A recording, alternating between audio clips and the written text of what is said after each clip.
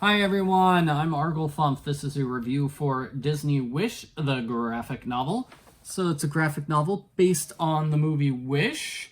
It was released in 2024, so like 2 or 3 months after the movie came out, they released this graphic novel. And it's okay. It's an okay graphic novel. I don't think it's the best. The artwork could have been better. Especially with here, let me just show you some of the artwork. Like you'll see, it's fine. It's a little too tiny. It's definitely not meant for you to linger over the artwork. You're just supposed to look at a panel and then move on. Just read the words and move on. It's rather dark and not very colorful, those illustrations. And most of the characters actually look fine. I think King Magnifico looked a lot better towards the start of the book as opposed to towards the end of the book. Yeah, he is just not very expressive here in this particular version, which is sad because in the movie it's the opposite. He's a lot more expressive at the end than he is at the beginning. As for the story, it's the exact same story as the movie. So if you didn't like the movie, you're probably not going to like the graphic novel. It has all the same problems as the movie, maybe even a little worse in some cases, because the songs are not included. Now, as usual for the Disney graphic novels, they can't include the songs. And so that is a problem in some places, because there's a big song like We Are All Stars, and then at the very end of the movie, there's a big song, and they refer back to the message of We Are All Stars. When singing and defeating the villain, because everybody sings together and that's how they defeat the villain. Their hearts are full of hope and love and that sort of thing. And if you can't have any of the song in those scenes, it doesn't work as well. That's a bit of a problem. Yeah. So other problems, same problems with the movie. The villain is not the best. Basically, it feels like this with both of the villainous characters here in the graphic novel.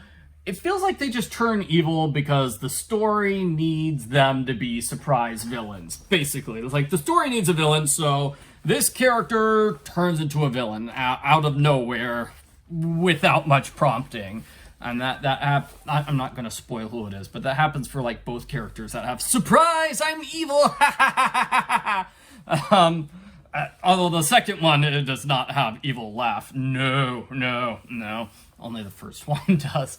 Asha has 7 friends, and you can't really tell them apart because they all sort of look and act the same. It's better in the movie because she has spent more time with her friends. But this one just keeps trying to move along a bit too quickly. That's probably the problem with this. The pacing is just off. Now, if this graphic novel had any attempt to do pacing, that would work better. But it's not. It has the same pace throughout. It's just trying to get through the movie probably faster than the movie, right? So let's say same speed as the movie, 15 to 20% faster. That's probably about the clip. The pace, moves along at that steady clip. So more time with her friends would have been better because then we'd be able to tell her friends apart, and then we'd know who her specific friend is because she has a specific best friend in the group of 7, but you would not be able to tell that from this graphic novel. You just wouldn't know. A half of them just don't.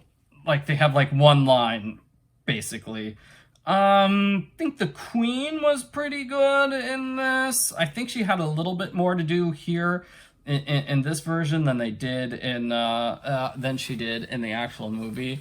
But it's not like they added a bunch of scenes or changed things around. I don't think they really added any scenes, but it felt like the Queen was doing more. So I guess maybe because the other scenes were shorter, but the Queen scenes were normal length, it felt like she was having a bit more of a role. Oh, I forgot to mention the reason I'm doing this video. Check this out. I've got a Disney Wish Crew jacket. It's got a little star here. That's so cute. And then here's the thing from the animation department. That's so cute. And yeah, it's nice. It's nice. But okay, so let me just wrap this up. What am I gonna say? Don't think it was a very good graphic novel adaptation. You probably would have to really like the movie in order to really enjoy this graphic novel, because it's basically the movie except on fast forward for most of it, and the pictures aren't that good. Like it's not like Encanto, where you can just look at it and go, wow, that's beautiful and stunning. Because I remember with the Encanto graphic novel, it did tell the story, but also had these great illustrations that you could look at. Whereas this, it's just like, they get the job done. They get the job done. They're passable, but that's all. They're not trying for like extreme differences. Oh. This one actually is a little different. Look, it's got a big picture. Wow, we found a page with a picture that's more than just normal size. Wow! But yeah, not a whole lot of variation. The characters are always drawn at the same size and that sort of thing. So, I don't think I would really recommend it. I guess I give it like a sideways thumbs up, sort of a thumbs down, somewhere in that range. I did not enjoy Wish, the graphic novel, but I do enjoy my fancy little Wish jacket, keeping me warm during the winter.